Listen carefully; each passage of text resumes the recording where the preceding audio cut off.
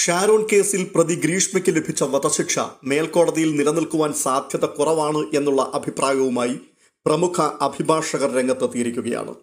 ഇത് അധിക ശിക്ഷയാണെന്നും ഗ്രീഷ്മയെ ആത്മഹത്യയിലേക്ക് തള്ളിവിടുന്ന സമ്മർദ്ദം ഷാരോൺ ഒരുക്കിയത് കോടതി പരിഗണിക്കേണ്ടിയിരുന്നുവെന്നും ഹൈക്കോടതി റിട്ടയർഡ് ജസ്റ്റിസ് കെമാൽ പാഷ അഭിപ്രായപ്പെട്ടു.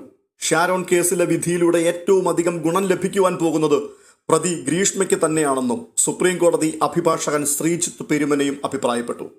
ഷാരോൺ കേസിലെ പ്രതിക്ക് വധശിക്ഷ വിധിച്ചെങ്കിലും ഗ്രീഷ്മയെ തൂക്കിക്കൊല്ലാൻ സാധിക്കില്ലെന്നാണ് ശ്രീജിത്ത് പെരുമന ഫേസ്ബുക്കിൽ കുറിച്ചത്.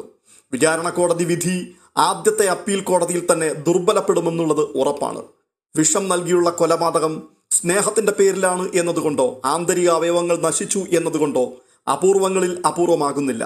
അക്ഷരാർത്ഥത്തിൽ ഈ വധശിക്ഷാ വിധിയിലൂടെ ഏറ്റവും അധികം ഗുണം ലഭിക്കുവാൻ പോകുന്നത് പ്രതി ഗ്രീഷ്മയ്ക്കാണ്. ഹൈക്കോടതി ആദ്യ പരിഗണനയിൽ തന്നെ വധശിക്ഷ സ്റ്റേ ചെയ്യും. പിന്നീട് ജീവപര്യന്തം എന്നതിലേക്ക് വന്നാലും സുപ്രീം കോടതിയിലെത്തുമ്പോൾ കൂടുതൽ ഇളവുകൾ ലഭിക്കുവാനും സാധ്യതയുണ്ട്. സുപ്രീം കോടതി മാർഗനിർദ്ദേശങ്ങൾ പാലിച്ചാണോ വിചാരണ കോടതിയുടെ വിധി എന്നുള്ളതിൽ സംശയമുണ്ട് എന്നും പെരുമന പറയുന്നു.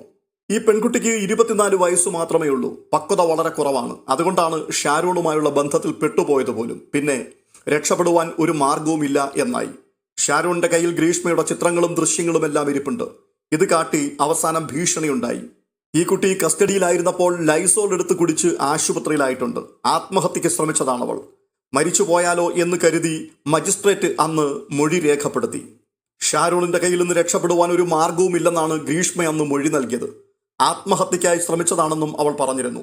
തനിക്ക് വേണ്ടി കലക്കി വെച്ചതാണ് ആ വിഷമെന്നും അവൻ ഇനി എന്നെ ഉപദ്രവിച്ചാൽ അത് കുടിച്ച് ആത്മഹത്യ ചെയ്യും എന്നുമൊക്കെയാണ് അവൾ മജിസ്ട്രേറ്റിനോട് മൊഴിയായി പറഞ്ഞിരുന്നത്. ഇതെന്താണ് കലക്കി വെച്ചിരിക്കുന്നതെന്ന് ഷാരോൺ ചോദിച്ചു. അവൾ പറഞ്ഞു, ഞാൻ കുടിക്കുന്ന കഷായമാണെന്ന്.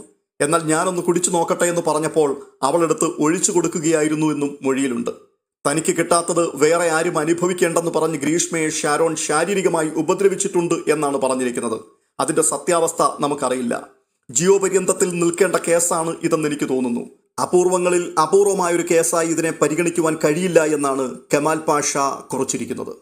പ്രതി നടത്തിയത് ആസൂത്രിത കുറ്റകൃത്യമാണെന്നും പ്രായം കുറവാണെന്നതോ ക്രിമിനൽ പശ്ചാത്തലമില്ലെന്നതോ കണക്കിലെടുക്കുവാൻ കഴിയില്ലെന്നും വ്യക്തമാക്കിയാണ് ജഡ്ജി AM ബഷീർ വധശിക്ഷ വിധിച്ചത്. ഗ്രീഷ്മയ്ക്ക് തൂക്കുകയറിന് പുറമെ തട്ടിക്കൊണ്ടുപോകലിന് 10 വർഷവും അന്വേഷണം വഴിതെറ്റിച്ചു വിടുവാൻ ശ്രമിച്ചതിന് 5 വർഷവും കോടതി ശിക്ഷ വിധിച്ചിട്ടുണ്ട്.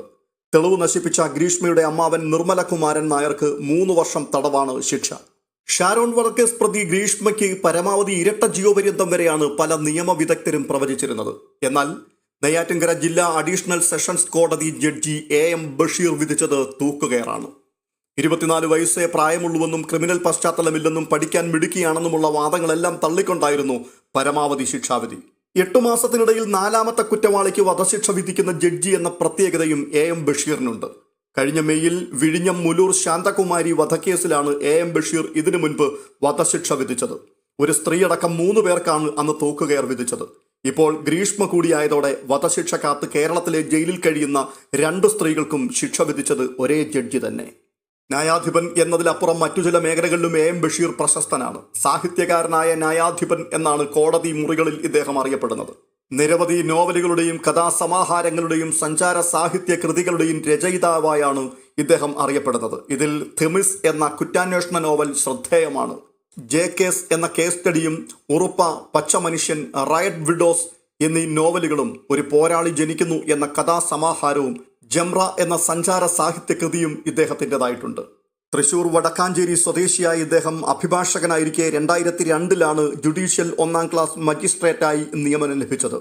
എന്തായാലും ഷാരോൺ കേസിലെ വിധി പുറപ്പെടുവിച്ചതിന് ശേഷം സമൂഹത്തിന്റെ വിവിധ മേഖലകളിലുള്ള നിയമ ഉപദേഷ്ടാക്കളായ ധാരാളം ആൾക്കാർ ഈ വിധിക്കെതിരായി പ്രതികരിക്കുന്നു. തുടർന്നും ഇതുപോലെയുള്ള ധാരാളം അഭിപ്രായങ്ങൾ പുറത്തു വരിക തന്നെ ചെയ്യും. കൂടുതൽ വിശദീകരണങ്ങൾക്കായി നമുക്കും കാത്തിരിക്കാം.